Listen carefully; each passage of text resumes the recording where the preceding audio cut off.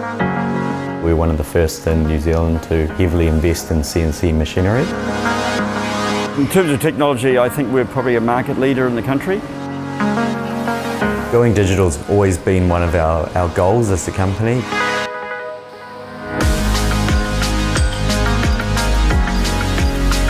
We have over 100 staff in our team, and that's people working inside the factory as well as our delivery and installation team, and probably another 30 odd people as contractors.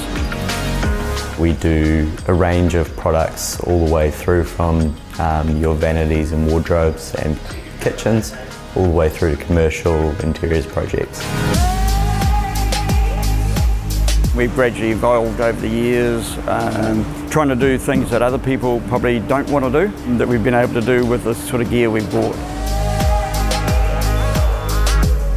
We'd be a mixed manufacturing company that does kind of your batch one, but we do bulk at the same time. So we try and do a lot of custom joinery, but in large volumes. For some clients, we're basically just doing componentry work. Other clients, we're doing complete fit outs, like can be multi-million-dollar hospitals or prisons or those types of projects.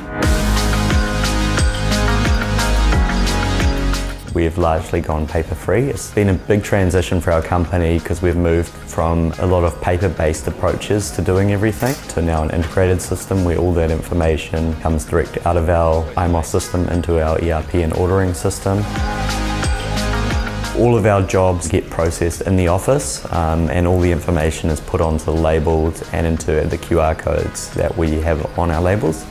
That allows people to scan the parts to get information rather than actually need to have a traveller on top, which always blew off with wind or got lost.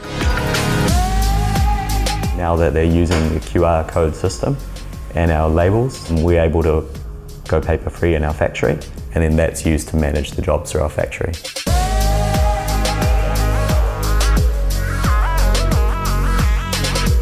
We've focused on buying machines that have been able to do sort of the more difficult areas. Recently, we've installed a storage system and a robotic saw, and that just goes with our philosophy of how can we do things in the most efficient way. Installing the last batch of machines over the last 2 to 3 years, it's probably increased our productive capacity by a factor of 2 to 3. So, yeah, we're keen to look at whatever challenges come in the future. So.